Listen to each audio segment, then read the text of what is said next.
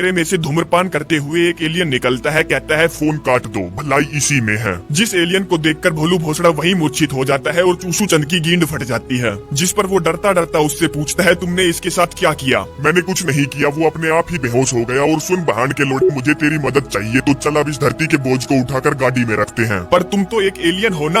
और मेरे लिए तुम एलियन हो बहान। मेरा एलियन शिप क्रैश हो गया था, पर क्या फर्क पड़ता है, इस मोटे को उठाओ, गाड़ी में पटको, मुझे तुम्हारी मदद की जरूरत है। और अगर तुमने मेरी मदद नहीं की तो मैं यही मर जाऊंगा आज ही रात को। जिसके बाद ना चाहते हुए भी चूसू चंद उस एलियन की मदद करने का फैसला करता है, जहाँ वैन में वो उसे घूरे जा रहा था, और उससे पूछता है मैं तुम्हारी बातें कैसे समझ पा रहा हूँ भला? अबे साले भड़वे, मैं हिंदी में बात कर रहा हूँ साले भूतनी के, तो अपना थोपड़ा सामने रख और नॉर्थ की तरफ आगे चल। तभी उस जगह जहाँ एलियन की कार का एक्सीडेंट हुआ था, एजेंट बोपाड़ी का सूरज आता है, जो कि सीक्रेट सर्विस में काम करता है और उस एलियन की गींद में गोली दागना चाहता है। तभी उसकी खुसट बोस उससे कहती है जरूर उस एलियन ने अपने ग्रह पर संपर्क किया होगा और पक्का कोई उसे लेने आ रहा है। मैं तुम्हारी मदद के लिए 2 एजेंटों को भेज रही हूँ, क्योंकि मैं पीछे उस एलियन का कोई भी सबूत नहीं छोड़ना चाहती। तभी वैन में भोलू भोसड़ा को होश आ जाता है, जो उस एलियन को सामने बैठा देखता है तो तुरंत उसका टैटवा दबाने लगता है। चूसू चंद उसको रोकते हुए कहता है वो एलियन बुरा नहीं है और उसका नाम पोल है, जो कि एक छोटे से एम क्लास नाम के प्लेनेट से आया है, जो प्लेनेट हमारी मिल्की वे गैलेक्सी के सबसे नजदीक मौजूद गैलेक्सी एंड्रोमेडा में है। भोलू भोसड़ा पूछता है पर यार ये तो बिल्कुल सचमुच के एलियन जैसे दिखता है। अबे साले भोसड़ी के, उसका एक यही कारण है कि पिछले 60 सालों से तुम लोग हर जगह पर मेरा ही थोपड़ा चिपकाते आ रहे हो, कभी टी शर्ट पर, कभी लंच बॉक्स पर, कभी वाटर बोतल पर फिर भी न जाने क्यों कुछ गांडू मुझे देखकर बेहोश हो जाते हैं। जो सुनकर भोलू भोसड़ा को उस पर गुस्सा आ जाता है, तो वो उसे 2-4 घुसंड पिला देता है और कहता है भाड़चोद मैं बेहोश नहीं हुआ था। आगे रास्ते में नाकाबंदी होती है, जिसमें 2 एजेंट उनकी वैन की चेकिंग लेते हैं। जो 2 एजेंट वही है जिनको एलियन को पकड़ने वाली बॉस ने भेजा है, पर उनको वैन में कुछ नहीं मिलता सिवाय इन 3 हरे भरे वाली कॉमिक को छोड़कर। एक एजेंट बोलता है यार 4 देते तो ज्यादा मजा आता। चूसू चंद बोलता है साले कितनी हवस भरी है तेरे अंदर। जिसके बाद वो दोनों दोस्त फिर से आगे बढ़ने लगते हैं और तभी एलियन उनके सामने प्रकट होता है। चूसू चंद पूछता है तुमने भला ये कैसे किया, तुम गायब कैसे हो गए थे? वो मेरी एक बचाव तकनीक है, जिसमें गायब होने के लिए मुझे अपनी सांस रोकनी पड़ती है। अब उस एलियन को भूख लगी थी तो वो कुछ खाने के लिए चला जाता है और वो लगातार आगे बढ़ ही रहे होते हैं, जहाँ मोटा जो उस एलियन को कम पसंद करता था उससे कहता है साले तू हमसे कुछ ज्यादा ही उम्मीदें लगा बैठा है, तुझे नहीं लगता कि हमें कुछ बताना चाहिए कि हम कहाँ जा रहे हैं और क्यों जा रहे हैं? देख दोस्त, तू जितना कम जानेगा उतनी तेरी गाइड कुटाई कम होगी। मैं नहीं चाहता कि तुम लोग किसी मुसीबत में पड़ो, तो मैं बस तुम्हें इतना बता सकता हूँ कि मैं पिछले 60 सालों से एक बेस पर मेहमान बनकर रह रहा था। बाद में पता चला कि मैं तो उन सालों का कैदी हूँ। तभी एक पक्षी उनकी वैन से टकराता है और उसके प्राण पखेरु उड़ जाते हैं, जिसको वो एलियन अपने हाथों में उठाता है और अपनी सारी शक्तियाँ हगने तक का जोर लगाकर उस पक्षी में झोंक देता है,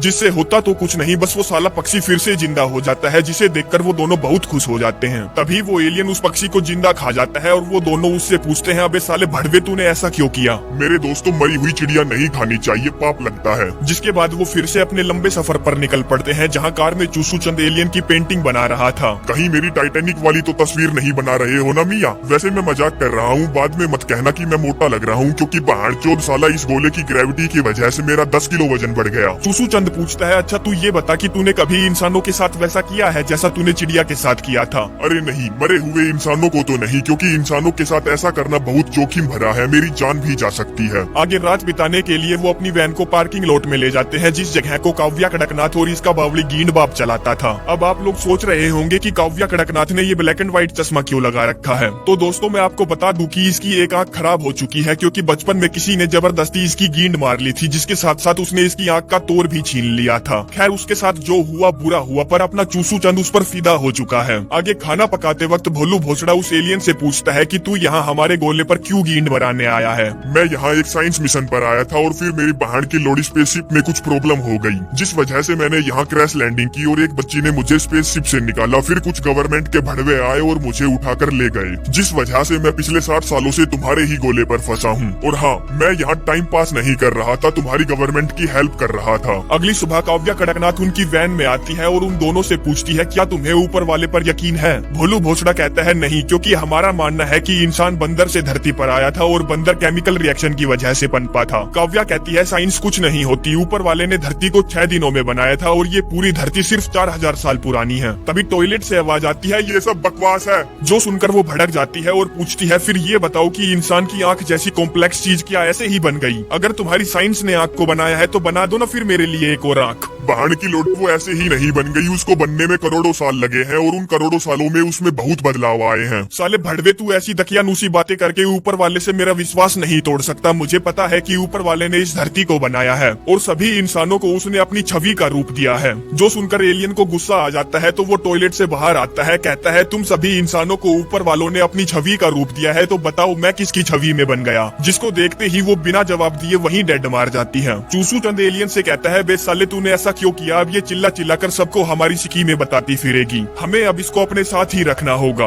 देख भाई गंडवे, ये अमेरिका है, यहाँ एक क्रिश्चियन को किडनैप करना एलियन को पालने से ज्यादा खतरनाक है। अरे यार, उसने तुमको देख लिया है, वो पुलिस को सब कुछ बता देगी। हाँ तो बताने दो ना, ऊपर वाले से डरने वाली इस कहानी की बात कौन ही मानेगा। चलो अब इसको बोरे में भरते हैं। नहीं भाई, हमें इसको अपने साथ लेकर चलना होगा और अपनी तरफ करना होगा। भोलू भोसड़ा कहता है ठीक है, पर मेरे पासपोर्ट का क्या जो इसके घर के अंदर है। जिसके पासपोर्ट को लेने के लिए एलियन अपनी सांस रोककर घर के अंदर जाता है, जहाँ उसे उसका पासपोर्ट मिल जाता है। और जब वो उसकी फोटो देखता है तो उसकी हंसी छूट जाती है। तभी कड़कनाथ का बाप अपने रूम से निकलता है, जिससे वो नमस्ते अंकल कहता है और भागने लगता है। जिसमें वो बूढ़ा भी अपनी दुनाली लेकर उसका पीछा करता है और वो सारे फटाफट अपनी वैन में बैठकर वहाँ से निकल लेते हैं और पीछे छोड़ जाते हैं। तो बस ये एलियन की तस्वीर। खैर थोड़ी ही देर में काव्या कड़कनाथ को होश आ जाता है, जो उस एलियन को देखकर शैतान शैतान चिल्लाने लगती है। चूसू चंद उसको समझाने की बहुत कोशिश करता है। वो कहती है नहीं, तुमको शैतान के दलाल ने अपने वश में कर लिया है। वो कहता है नहीं, वो कोई शैतान नहीं है, वो बस दूसरी दुनिया से आया है। काव्या कहती है नहीं, सिर्फ एक ही दुनिया है, हमारी दुनिया, जिसको ईश्वर ने अपने हाथों से बनाया है। तभी एलियन भी मैदान में कूद पड़ता है, कहता है मैं यहाँ हूँ, इसका मतलब ये है कि दूसरी दुनिया का अस्तित्व है। किसी धर्म को मानने का ये मतलब नहीं है कि तुम उसमें घुस जाओ और पागल ही हो जाओ। पर काव्या कड़कनाथ किसकी सुनने वाली थी। वो ऊपर वाले से प्रार्थना करने लगती है, मुझे इस शैतान से बचाओ। जो देखकर एलियन उसका ऊपर वाले का बुखार उतारने के लिए उसके सर को छूता है और उसे आंड गांड बावड़े गांड ब्रह्मांड का सारा ज्ञान दे देता है। जिस ज्ञान के हैवी लोड को वो सहन नहीं कर पाती तो फिर से डेड मार जाती है। चूसू चंद पूछता है, अबे साले भड़वे, तूने इसको फिर से क्या कर दिया? भाई मैंने उस कहानी के और अपने दिमाग के बीच में एक ब्रिज बनाकर अपना सारा ज्ञान उसे एक झटके में पेल दिया। चूसू चंद कहता है, अरे वाह यार, ये तो गजब की चीज है, मेरे साथ भी करो ना यार। जिस पर वो एलियन उसे भी एक ही झटके में ब्रह्मांड का सारा ज्ञान पेल देता है। आगे कुछ देर बाद जब वैन रोकी जाती है तो काव्या कड़कनाथ गुस्से में उतरकर चलने लगती है। चूसू चंद भी उसके पीछे पीछे जाता है। वो कहती है वो साला नीला एलियन पाखंडी है। वो कहता है, अरे नहीं यार, उसने अभी ही तो तुमको इतना सारा ज्ञान पेला है, फिर भी तुम कैसी बहकी बातें कर रही हो। काव्या कहती है, अगर उसने हमें जो दिखाया है वो सब कुछ सच है तो इसका मतलब ये है कि कोई स्वर्ग नहीं है, कोई नर्क नहीं है, कुछ भी सही या गलत नहीं है, कुछ भी पाप और पुण्य नहीं है। जिसका मतलब ये है कि मैं शराब पी सकती हूँ, सेक्स कर सकती हूँ, गालियाँ भी दे सकती हूँ। चूसू चंद कहता है, हाँ तुम जो चाहो वो कर सकती हो। जो सुनते ही वो चूसू चंद को चूसने लगती है और कहती है, मुझे यही जंगल में ले जाकर पेल दे। वो कहता है, कुछ भी सही या गलत नहीं है, इसका मतलब ये नहीं कि तुम अभी ही शुरू हो जाओ, क्योंकि तुम्हारी पूरी लाइफ पड़ी है चीजों को एक्सपीरियंस करने के लिए। जो बात उसके दिमाग में बैठ जाती है तो वो वापस वैन में आ जाते हैं, जहाँ एलियन उसे सॉरी बोलता है और उसको उसके ब्लैक एंड व्हाइट चश्मे उतारने के लिए कहता है। जिसके बाद वो उसके सर को छूता है और उसकी काणी आंख को अपनी आंख में उतार लेता है, जिससे वो काणी बिल्कुल ठीक हो जाती है, उसको बिल्कुल बराबर दिखने लगता है और वो एलियन तो अपने आप ठीक हो ही जाता है। जिसके बाद वो फिर से नॉर्थ की तरफ आगे बढ़ने लगते हैं, जहाँ एजेंट बोपाड़ी का सूरज और उसके दोनों चमचे उनका पीछा करने में लगे थे। और तो और उस काणी का बाप भी उनका पीछा कर रहा था, जिनसे बचने के लिए वो अपनी वैन को अंधेरे में पार्क कर देते हैं और आग जलाकर गांजा फूकते हैं। चूसू चंद एलियन से पूछता है, अब तो हम दोस्त बन गए हैं, तो क्या तुम हमें बताओगे कि तुम्हें पृथ्वी से जाने की इतनी जल्दी क्यों है?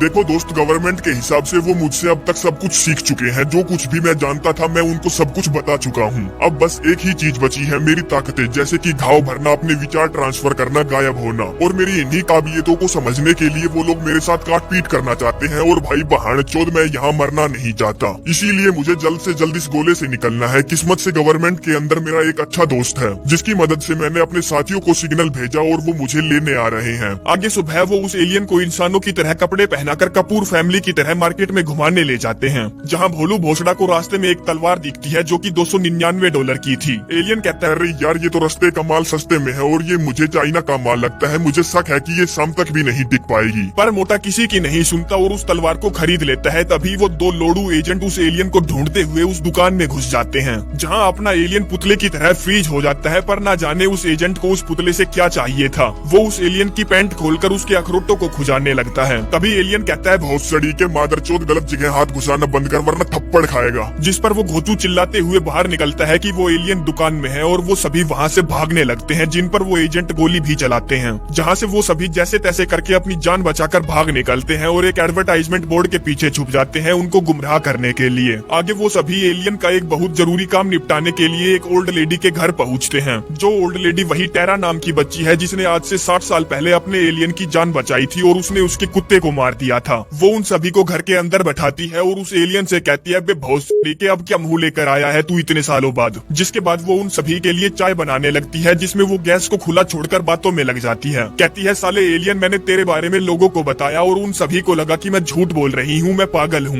बच्चे मेरे घर आते थे, मुझको पागल बोलते थे और मेरे घर पर पत्थर फेंकते थे, पर अब तू आ गया है और तेरा होना ही उन सभी लोगों के मुंह पर तमाचा है जो मुझे पागल समझते थे। तब तक वो एजेंट घर के बाहर पहुंच जाते हैं और घर पर हमला कर देते हैं, जहां से वो जैसे तैसे करके अपनी जान बचाकर वैन की तरफ भागने लगते हैं। जिसमें से एक एजेंट जो कि बिल्कुल लल्लू था उन पर गोली चलाता है और गैस की वजह से पूरा घर धमाके में उड़ जाता है। और दूसरा एजेंट उनकी वैन का अपनी गाड़ी से पीछा करता है, लेकिन वो साला उनका पीछा करने में इतना मसरूफ था कि उसे पता ही नहीं चला कि आगे खाई है, जिसमें वो गिर जाता है और उसके प्राण पखेरु उड़ जाते हैं। और वो सभी एक पहाड़ की चोटी पर पहुंचते हैं जहां वो आतिशबाजी करते हैं, जो कि बाकी के एलियनों के लिए सिग्नल था कि भोसट वालों तुम्हें यहाँ लैंड करना है। जिस सिग्नल को देखकर एलियन शिप तो टाइम पर नहीं आता, पर ये हेलीकॉप्टर टाइम पर आ जाता है, जिसमें से उन लोडू एजेंटों की लेडी बॉस उतरती है उस एलियन को उसके ग्रह पर वापस जाने से रोकने के लिए। तब तक वहाँ एजेंट बोपाड़ी का सूरज भी पहुंच जाता है और एलियन को उसके नाम से पुकारता है और एक गोली दागता है, जो गोली जाकर उसकी फीमेल बॉस के चमचों को लगती है, जिससे ये साफ हो जाता है कि वो यहाँ एलियन को मारने या पकड़ने के लिए नहीं, उसका साथ देने के लिए यहाँ आया है, क्योंकि वो शुरुआत से ही उसके साथ था और अपने एलियन ने ही उसको उसकी वाइफ से मिलवाया था। तभी बॉस एक गोली चलाती है जो अपने एलियन के एजेंट दोस्त को लगती है। कहती है, तेरे धोखे ने सजना मैनू मार मुकाया। साले 15 साल बाद तू मेरी जगह पर हो सकता था, पर नहीं, तुझे तो एलियन का साथ देना था ना। जिसके बाद वो अपनी गन एलियन पर तानती है, जिसकी जान बचाने के लिए भोलू भोसड़ा सामने आ जाता है और अपनी तलवार निकालता है, लेकिन वो साली टूट जाती है क्योंकि एलियन ने तो पहले ही कहा था कि भाई ये शाम तक भी मुश्किल ही चलेगी। तभी 70 साल की बूढ़ी घोड़ी बॉस को एक घुसंड पिलाती है, जिससे वो लंबी लौट जाती है। अब एक मुसीबत गई नहीं कि तभी वहाँ काव्या कड़कनाथ का बाप आ जाता है, जो उस एलियन को मारने के लिए उस पर गोली चलाता है, लेकिन वो गोली चूसू चंद को लगती है, जिससे वो वहीं लुढ़क जाता है। अब एलियन अपने दोस्त को मरते हुए नहीं देख सकता था, तो वो अपनी गींड तक का जोर लगाकर उसको ठीक करता है,